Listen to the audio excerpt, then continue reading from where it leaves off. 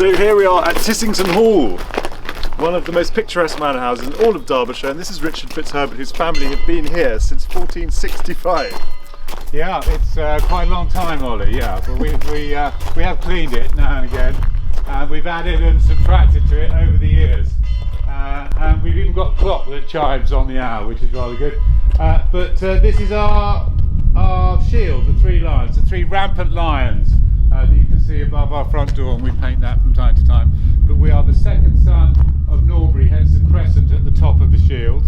And we've been here quite a while, yeah, about 500 years. And Norbury is a village not too far from here, which has got the most spectacular church, medieval church, which is full of the FitzHerbert tombs. Yeah, all our ancestors, quite a few of them are buried down. There's some wonderful sculptures and tombs in that church, which is fantastic. And we go for a service there every year. And actually your ancestry, though, here has been here since before 1465, hasn't it? That's right. We've been here a while because there was yeah, you can tell I've got no hair now. I'm trying to keep the whole place going. Yeah, and we're very lucky. We've got quite a small estate of about 2,000 acres, 40 properties, but we also have this house as well.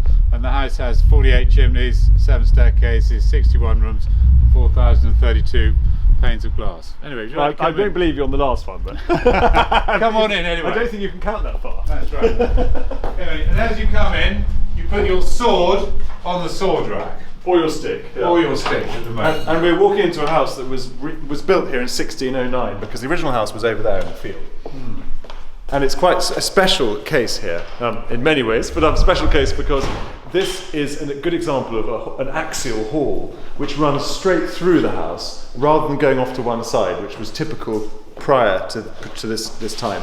And you need to go to places like Hardwick Hall and you'll see a really grand example of this. But this was really showing that Tissington was very up to date and trying to be part of this whole set of Midland tower houses of the type of Robert Smithson.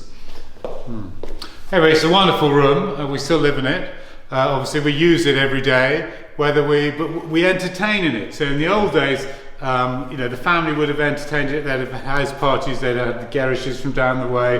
They'd have, the Windsors possibly. Well, possibly. Or the Oakovers from around the corner. And then they'd have big house parties. Now we use our home very much as a party house, as a function house. So we host weddings, dinners, when it's not COVID, of course, yes. Weddings, dinners, lunches, etc. throughout the year. And you do it in a marvellous way. I've been to a number of things here, whether it's for local WI or for the county club or for academics coming to study chimneys, or whether it's for extremely smart Americans having a banquet next door. I mean, you're ready for it all, which I think... We're well prepared to do anything. I mean, this week we had a bit of TV with a local weatherman doing national weather from the gardens, mainly in the dark. It was a breakfast show, but we could have an antique show, anything like that. But and has it been quite special having the house much more to yourselves during this time?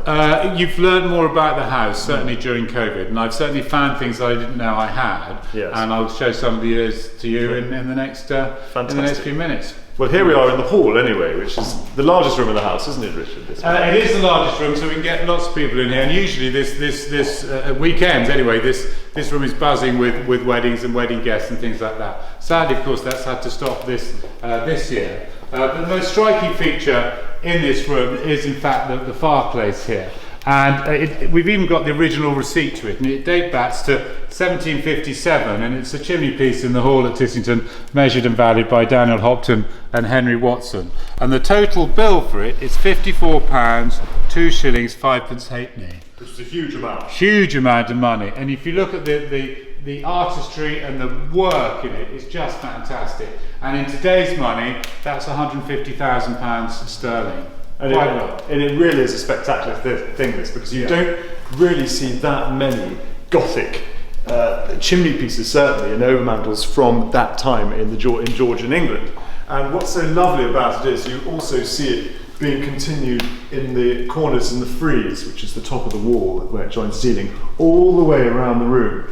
And again, you can see these little OG Gothic arches here above the earlier Jacobean panelling. It's really fantastic. But it really shows very well how the English country house evolves, and your family decided not to get rid of the panelling from the 17th century. They decided just to modify it with the Georgian frieze above. Yes, it's a lot of mixture of different Yes. generations and different architectural styles. But if we come over here and we look at the little model of the house that I was kindly given by Freddie and Francesca for my birthday, you can see that originally there were two sections to the house. There was on the right hand side where all the staff lived, over on the right hand side, and the main house, which was where the family lived. And so you can see the 48 chimneys, you can see a bird's eye view of the house, and it explains how the house evolved over the years, and how in 1902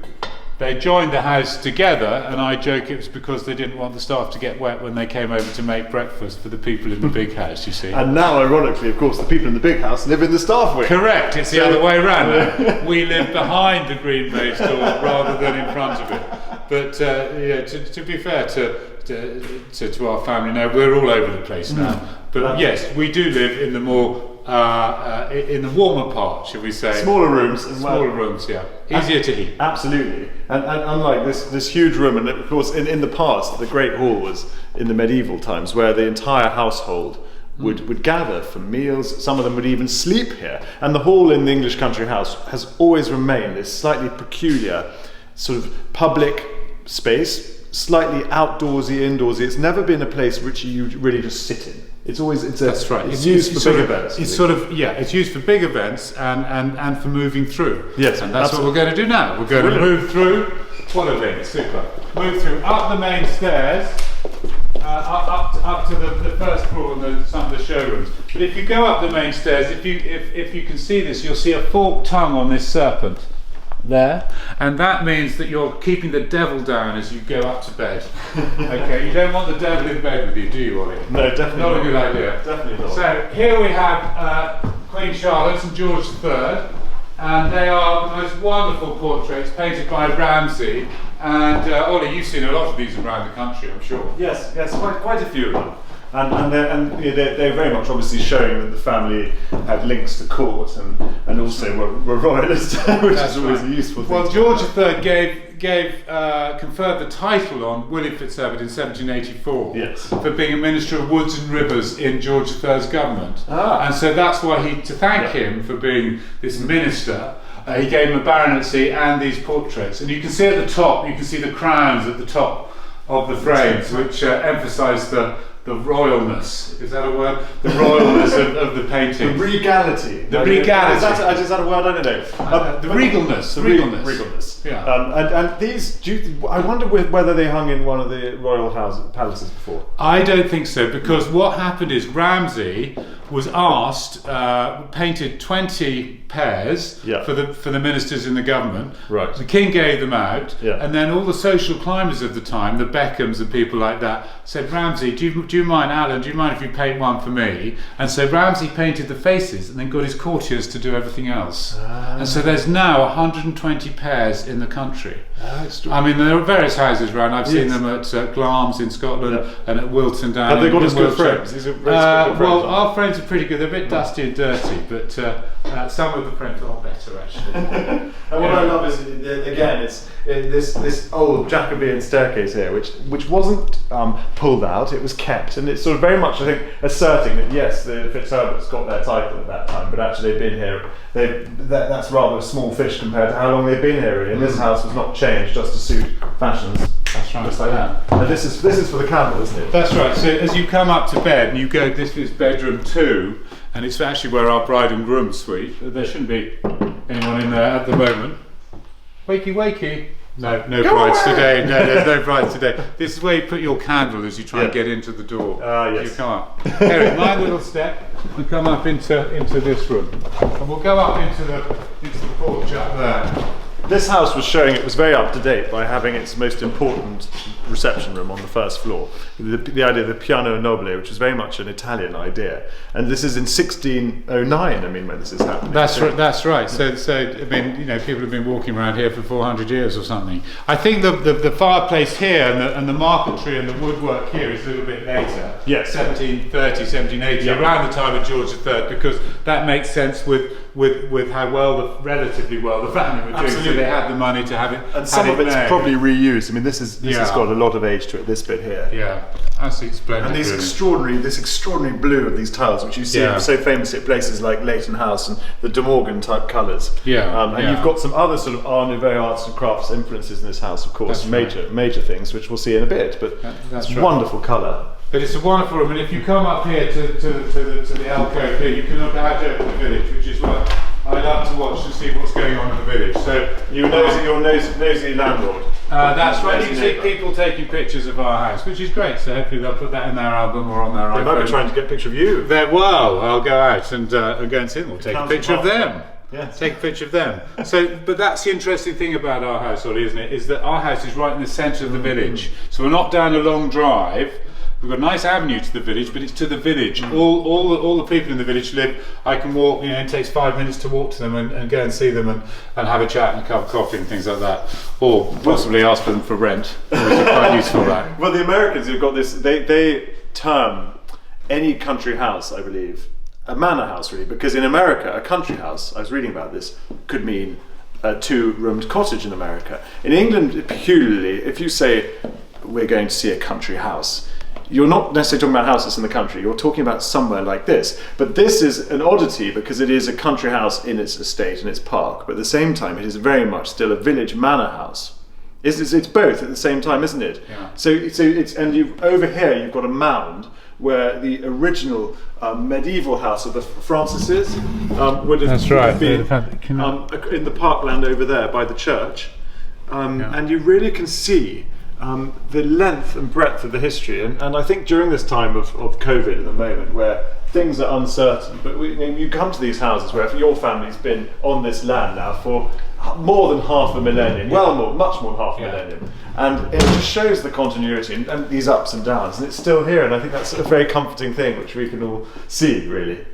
Well, it's as I always say, with great things come great responsibilities. Yes. And I just had to be the one on the watch at the moment. And you came here in 1989. 1989, so I've been here 31 years now. So but I'm still discovering things. And you didn't know the house particularly well before, did you? I'd only been in the house 6 times before I inherited it. It's rather extraordinary. bizarre. And I didn't even stay in it until about a year after I'd actually. And you were doing something quite different before. I was in London in the wine trade, enjoying myself, going to 3 or 4 parties every night. And after this happened, that sort of had to stop.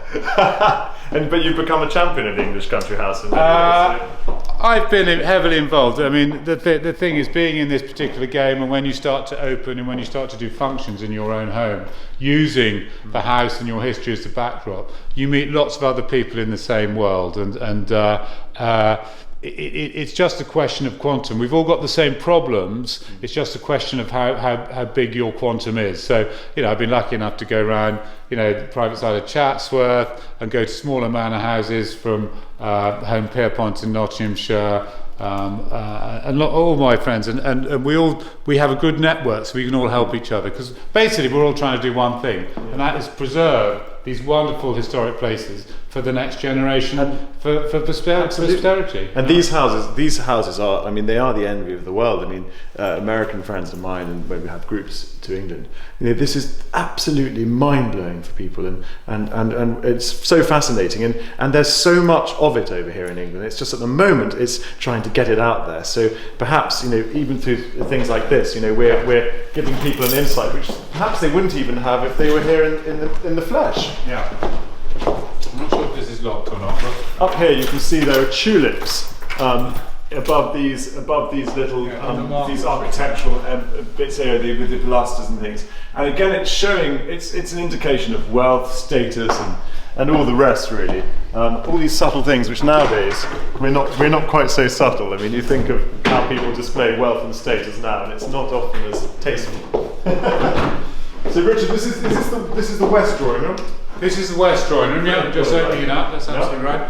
And this is a drawing room with drawer too. Yeah. And so the great thing about this room is there's not so much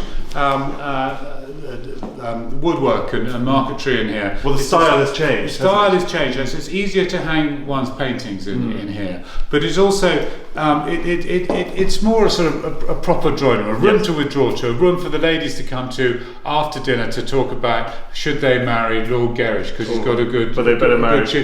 Or they marry Sir Richard's son. He's got a nice son or something like that. But even better shoot. But that sort of thing. And so the gents would have gone to the library and the billiard room. The ladies would have come to these rooms. Yeah. And the interesting thing about it, in every single room there is a buzzer. So nowadays we have our phones to contact each other. In those days they had a specific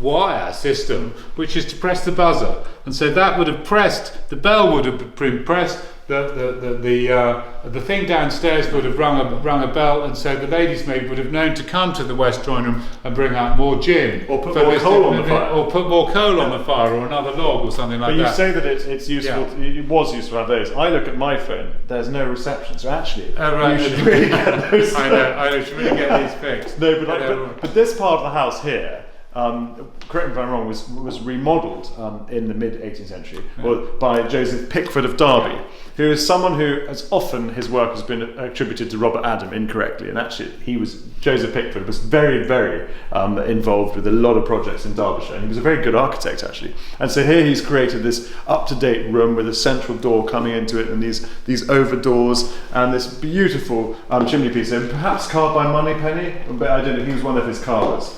Oh, really? That's interesting. I didn't know that. George so that's dated to the same sort of 1780s, 1760s, and it's just fantastic. Yeah. So this is just to show that these the counties of England, particularly Derbyshire, which is incredibly rich in country houses, had a magnificent array of craftsmen and architects. Not just people like Robert Adam, but these slightly lesser people like Joseph Pickford of Derby, who were creating these beautiful bits of architecture. And he put this little extension on here, this half hexagonal pod that looks out onto our gardens, as you can see, the Victorian gardens.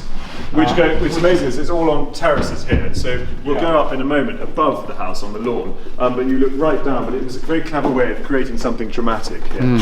And you can see the arts and crafts wing to the right of this room, which is by Arnold Mitchell. So as usual, these houses lost, they basically weren't quite big enough by the time you got to the early 20th century, and so this sort of thing was put on the side. Billiard room upstairs and library downstairs. Is that correct? Correct. So they sort of morph and change organically through the centuries, these houses, don't they? A bit like their owners, I suppose. Well, that's right. Anyway, come with me, let's go downstairs.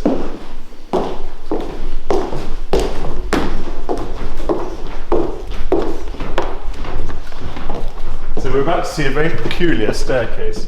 Yeah, it's called the pulpit staircase because it's in the style of a pulpit, and you can imagine a vicar sort of standing up here and giving his sermon, and then walking down these stairs down to the congregation down below. So there's various ugly mugs of all our ancestors and things like that up there, including George III again. Yeah. Later on in life, Fat George. Yeah. John Singleton Copley painted that one.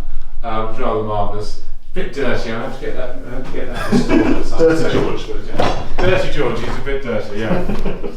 Mind your head here. Yep. Thank you very much. And then we'll go down into the dining room. So we're changing style completely here. We're still in the old part of the house, but we're now getting into a largely arts and crafts room, and this was a period, late Victorian, early 20th century period, where the integrity of design and not manufactured, handmade, came really back into vogue. And the ingle nook, which is this lovely deep fireplace here, where you could sit and gossip or keep warm in a much bigger room, but this was a very peculiarly arts and crafts motif, and actually not that fashionable in grand country houses like this. But so Tissington is quite a rarity in that the FitzHerberts decided to remodel their house at that time. That's right. Well, it's a fantastic room. This, we don't use it nearly enough, but we entertain in here, at Christmas and at other times, throughout the year. But this is a dining room table that can seat up to 22. I think we're laid for 14 at the moment. but we haven't used it much, obviously, during COVID, really. But it's also a room which is wonderful to show all our portraits and things like that of the 18th century FitzHerbert. So that one over there, which is William FitzHerbert with a cricket bat, very early cricket bat, and both Freddie and I are still very keen on cricket and go to Lord's quite a lot, is that's a very early cricket bat painted by a chap called he was a School of Right of Derby, and name's completely forgotten. I'll count him in a minute. And then down here is the Batoni of his son, the first baronet. So this is him, typically FitzHerbert, nice belly on him. And he's holding a book. He's in Florence or something like that, holding his book on his grand tour. But the book actually it's upside down actually. So the painter is put into the painting a little remark about FitzHerbert that he's not quite the aesthete. And did he never pay him properly either? I've absolutely no idea about the payment, but I'm afraid our records, we haven't got the receipts. Well, if he's anything like most people when they first go to Italy at age 18, spend far too much time drinking and all the rest. But having a pulpit Batoni like this is really a wonderful thing to see, and really just a few families really still have them in their collections. And so it's a very special thing to see there. Yeah. There's one at Scampston, by the way. The Ledgers have one at Scampston. Do you know that one in Yorkshire? And Freddie and I will be seeing another one actually another day at Chillington Hall. And there's one of the Gifford. Okay. Absolutely. And we'll come through here, and these are the stairs up to our library. So this is the extension of about 1900 that the Victorian baronet put on, the Reverend Sir Richard, my namesake, and he wanted to extend his house, to extend his grandeur, to entertain really. And there's a lovely bit of Blue John. Sorry to interrupt you, Richard, but look, there's a piece of Blue John with some Blue John sunglasses on top. And that is a wonderful thing to see. There's 18th century sunglasses, aren't they? Yes. Aren't they good? They're fantastic. And Blue John is a particularly Derbyshire thing. It's a mineral, a fluorspar, and it is called Blue John because of bleu and jaune. You know that, didn't you? Yeah. Blue and yellow. I didn't know that too. I thought it was a person. No. And here we're going into this is the house and the plan by Arnold Mitchell here, and we're going into this bit here, which Richard was saying was really, this was a remodelling of this much earlier service wing, and so we're going into this wing here. Actually, no, we're there actually at the moment, and so we're going into the library, which again has got a famous example of an ingle-nook fireplace with this extraordinary frieze, this woodland frieze on top, done by a chap called Bankart, who was a friend of the architect Arnold Mitchell. Right. Okay, and the architect that was employed by the FitzHerberts at that time always used to come and stay here. It's all the visitors' books, 1880, 1890. And then he got the gig to come and do the extension here, and then suddenly he's no longer staying. He's off starting his wares somewhere else at another house and things like that. But interesting, because Arnold Mitchell won in 1901. He won the best house under £500 at the Daily Mail Ideal Home Exhibition. But it wasn't this house. It wasn't this house. Sadly, no, I think it cost a little bit more. Yes. But anyway, it's a wonderful, wonderful room. This. We've got 3,017 books in it. How do I know that? Well, I've read them all, as you can imagine. Of course. And we've catalogued them, so every book is catalogued here in the directory here, which is rather lovely. And we've got some wonderful old photo albums, and I just thought I'd to get some out just to show you about this gent. Okay, so this is Sir William FitzHerbert. He was the 7th baronet, and that's him with his wife, Lady Nora. She always wore a bonnet. She looked quite fun, didn't she? Well, she was quite sprightly anyway. I never met her. They died obviously before I was I was born. But they got married in 1899, and prior to that, he'd been at university, and here he is in this particular photo at Cambridge University Athletics, and there he is there in his finery in 1895. And he was such a good runner in the quarter mile, so the 400 metres as it would be now, or something like that, he actually went to America. And he went to America representing the university and ran against Yale and Harvard students. And we've got these wonderful, here he is over there, running here at the Berkeley Oval, October 1895. And I'm not sure, I think they're rather exhausted having gone over on the boat, but it's rather fun. And here they are then going exploring around at the Hotel Majestic, is it? Yeah. Magistrals in New Haven. Yeah. And I wondered what these places are like now. Probably So lots Yale of high Pavilion- buildings there now. That's right. And then, well, there they are going on another country house tour at Buccleuch Castle in 1894. Suddenly back in Britain. That's right. That's right. But Yale Pavilion, there we go, yeah. yes. And then there they are, the Cambridge University Athletics Club team, October 1895. Yeah. And then they are at the Berkeley Opal Cottage. They all look so smart, don't they? Yeah. Everyone's combed their hair. They all look so smart. But what's interesting, we've even got some press cuttings, which is over here, for what happened over there. So these are all the press cuttings. So obviously somebody bothered to keep them. And FitzHerbert's love ballads. There was a shot putter, so obviously athletics and field and track.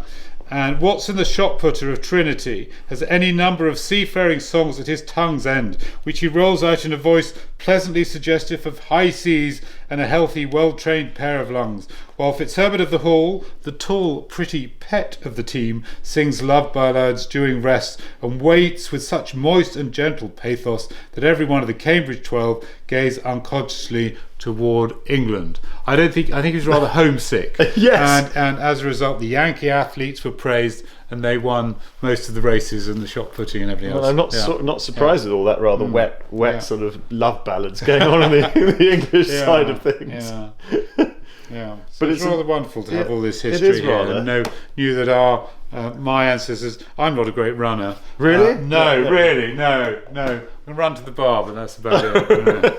That's about it. And you've got something else rather special over here, because Tissington was nearly given the most enormous facelift at one point, which you're very glad it never was. Yeah, indeed. So here it's called the Designs for Tissington Hall. You can just about see that on the cover, and it's done by a chap called Wyatville, and wonderful book. So you imagine nowadays you get a computer drawing of what your house will be, your architect will be, and it's signed in 1837 by Geoffrey Wyatville, and it's the plan of Tissington Hall for Sir Henry FitzHerbert, in the mid 1800s, and look at the wonderful drawings he did of the potential house that he would have built. And it would have been enormous. It would have been absolutely enormous. So there's lots and lots of wonderful plans in here, but also interesting rooms like the Justice Room and the Clog Room. And can you read that? The Constables. Constables. So that would have been the policeman or whatever it would be, just in case somebody got a bit shirty and they needed to get sorted. And it was such a big house. The servants' hall was 36 feet long, and with an enormously long table there. Yeah. Then you've got the pantries, the largest, the kitchen, the butler's pantry, the plate closet, the housekeeper's room, another closet, and then this sort of going off into this. That would have been the staff wing itself. And he signed the page there. And then if you turn the next page, you've got the next floor. Yeah, it's fantastic, isn't it? And then you've actually got the facades, haven't you? Go on a bit. Yeah. And that is the attic floor. Yeah. Hundreds of bedrooms. And there we go. And dear Tissington Hall, as we know it, is in the centre there. That's right. It would have been absolutely vast. I mean, luckily this bit wasn't built where my hand is. So, but it would have been absolutely vast and been totally unlivable in, really, and not particularly attractive. Probably would have become a hotel or something like that. But absolutely. Although it is large, this house, 61 rooms, 48 chimneys, we can sort of roughly manage as long as we keep the income up. Absolutely. So that's with weddings, functions, etc., and having people to stay. And it's a wonderful example, this house, where because your family have been here for so long, these discoveries like this might have been put away in a drawer for any amount of time, or in a cupboard, and these things are still lurking here, and it's extraordinary the amount of research and what we can learn from these great houses still today, and it's why they're like nothing else, these English country houses, and why they're so adored across the world, really. So should we go and see a view of it from up at the top of the garden? Let's go up. Yes. Because then we can get a. So we've come high up above the house now. Yeah. These are the gardens, all laid out by the Victorians as they state at the moment, and the lawn we're on now used to have 4 tennis courts on, and the one just below us here was the Bowls Green, the Bowls lawn, and it would have been about big enough, and that could have been much earlier as well, you know, maybe the 16th, 17th century. And from here you get a tremendous panorama of the whole house here, and you've got in front of us what is clearly Georgianised because of the sash windows, particularly the 6 above 6 sash windows of the first floor, with this loggia, this sort of open arcade on the ground floor, and that's Joseph Pickford of Derby's remodelling the house in the 1760s, 1765, something like that. That's right. And you can see his bit there. It was actually splendid. And you can see a lot of the chimneys up there, the 48 chimneys that I've tried to have several rebuilt over the time that I've been here. But we've got a bit more work to do. And over on the left, remember, we're in the library. There's a billiard room above, and there's a skylight to the billiard room about there, which in my particular opinion is actually a design fault, because you don't actually need natural light in a billiard room, because you go up there late at night usually. Yes. If you go there at all. Yes, Yeah. it's a very strange thing to do, really, isn't it? So you've got arts and crafts, Arnold Mitchell, early 1900s. 1760s, and then on the right you've got this long stable block. The old stable block, indeed. So I reckon that was more important than the original house. I think FitzHerbert's, a lot of FitzHerberts have thought their horses were far more important than people, really. And so I reckon that's sort of maybe 15th century.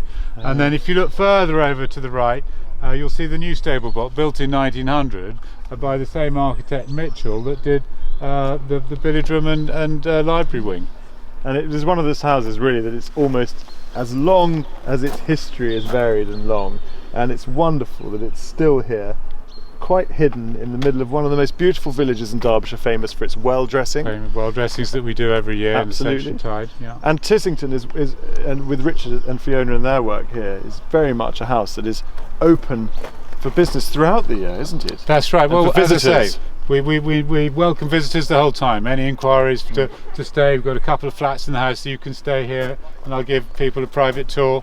And obviously when the market gets back and we're allowed to do weddings and functions of more than X number of people, we'll look forward to welcoming people. So it's all here waiting for when people are allowed to return. But until then, it's rather wonderful, and it's been a great honour to have a really in-depth tour and a very personal tour of the house and the gardens here at Tissington by Richard, Sir Richard FitzHerbert. So thank you, Richard. Let's go around the gardens, Ollie.